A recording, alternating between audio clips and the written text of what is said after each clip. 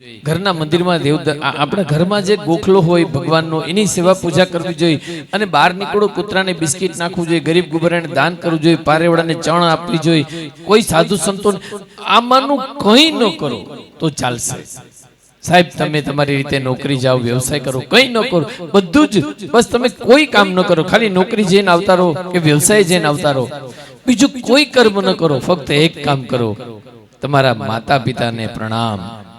સવારમાં ઉઠીને મા બાપને પગે લાગી લો, 64 તીર્થોને તમારા પ્રણામ પહોંચી જાય. સાહેબ ઝાડના વૃક્ષના થડમાં આપણે પાણી રેડીએ ને, એક એક પાંદડાને પાણી નથી પાવું પડતું. સાહેબ મૂળના થડમાં આપણે પાણી રેડીએ છીએ, પાંદડે પાંદડે જલ પહોંચી જાય છે. એમ માતા પિતાના ચરણમાં તમે પ્રણામ કરો તો એ 64 તીર્થમાં. અને છતાં આજનું 21મી સદીનું જનરેશન, 21મી સદીનું બાળક એ મા બાપની સેવા નહીં કરે. અને અમે કહીએ પણ નહીં કે ભાઈ તમે તમારા મા બાપની સેવા કરજો, કેમ કે અમે નથી કરી. અમે 21મી સદીમાં જ છીએ ને.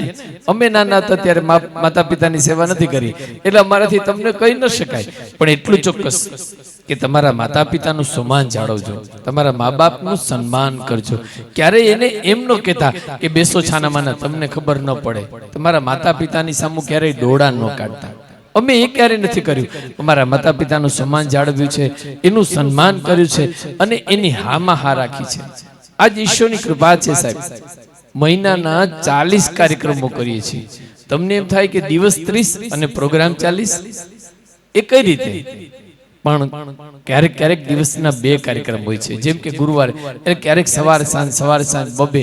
અને અમારા આ ઓર્ગેનાઇઝર અર્પિત પટેલ ક્યારેક તો દિવસની 3 સીટિંગ ગોઠવે છે.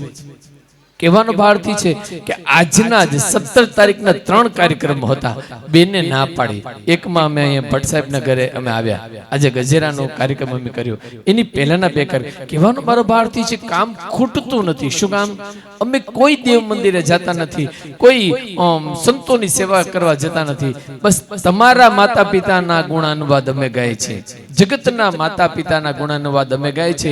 તો એના આશીર્વાદથી અમારી પાસે કામનો કોઈ તૂટો નથી. અમને ક્યારે મંદી નડતી નથી, નોટબંધી અમને નડી નથી. આપને કદાચ અતિશયોક્તિ લાગશે, પણ નોટબંધીમાં મેં લોકોને પૈસા આપ્યા છે. વિચાર કરો સાહેબ. કહેવાનો ભારતી છે બસ માતા પિતાનું સન્માન જાળવજો, મા બાપનું સન્માન કરજો. એક બીજું બહુ મહત્વનું અને રહસ્ય આપની સામે ખોલી દઉં કે તમારી પાસે કોઈ આર્ટ હોય, કોઈ વ્યવસાય હોય અને એમાં તમે આગળ ન વધી શકતા હો, તો એમાં માત્ર ને માત્ર ઉણપ છે તમારા માતા પિતાના રાજીપાની. એક કામ કરો, એનો રાજીપો જીતી લો. કોઈ દોરા ધાગા ભુવા આખડી માનતા ક્યાંય કોઈ જાતની બતાવવાની જરૂર નથી. ગોરદા અમને કયો ગ્રહ નડે છે, ભુવાજી અમને શું, કંઈ કરવાની જરૂર નથી. બસ તમારા માતા પિતાનો રાજીપો મેળવી લો. આપોઆપ તમારી અંદર રહેલી કળાને 4 ચાંદ લાગી જશે અને એવી પાંખો લાગી જશે, એ 7મા આસમાને ઉડવા માંડશે. આ માતા પિતાનો પ્રભાવ છે. સાહેબ છેલ્લે એક વાત કહું, પછી પાછા ભજનના દોર તરફ જઈ. માતા પિતાનું સન્માન જોવું હોય ને, મા બાપની સેવા કરવાથી શું મળે છે એ અનુભવવું હોય તો આપણા ગુજરાતનો પાડોશી રાજ્ય એટલે મહારાષ્ટ્ર, અને મહારાષ્ટ્રનું એક ગામ એટલે પંઢરપુર. આપ ત્યાં જજો સાહેબ. પંઢરપુરમાં એક વિઠોબા નામના ભક્ત થઈ ગયા. એને ભગવાનની વિષ્ણુની ખૂબ જ ભક્તિ, એને ખૂબ વાલા. સતત વિષ્ણુ ભગવાનનું અનુષ્ઠાન કરે, પણ સાથે એમના બીમાર માતા પિતાની એ ચાકરી પણ કરતા. એમાં એક દિવસે બરાબર સવારે પોતાની જનેતાને દવા પાવાનો સમય, દવા પાઈ રહ્યા છે અને ભગવાન વિષ્ણુ ત્યાં આવે છે. અને આવીને એમ કહે છે કે વિઠોબા, કે કોણ? કે હું નારાયણ, તને દર્શન દેવા આવ્યો છું.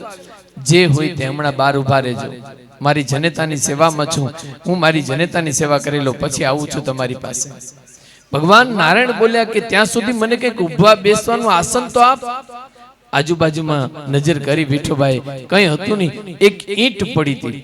એ ઈંટ ઉપાડી અને જોયા વગર પાછળ ઘા કરી દીધો. એ જે હોય ત્યાંના ઉપર ઉભા રહો. આજ પણ તમે પંઢરપુરમાં જાઓ મિત્રો, આજ પણ ભગવાન નારાયણ ઈંટ ઉપર ઉભા છે. વિશ્વમાં બધે જ ભગવાનના અનેક આસન હોય છે, એકમાત્ર ભારતનું મહારાષ્ટ્રનું પંઢરપુર એવું છે જ્યાં ભગવાનની ઈંટનું આસન છે. શું કામ? એ જગતને સંદેશો આપે છે કે મારા કરતા પણ મોટા તમારા માતા પિતા છે. આ મા બાપનો મહિમા છે. અને એવી બધી વાતો લઈ અને મા શક્તિ કલાવૃંદ આપની સેવામાં ઉપસ્થિત છે. અને ત્યારે મા શક્તિ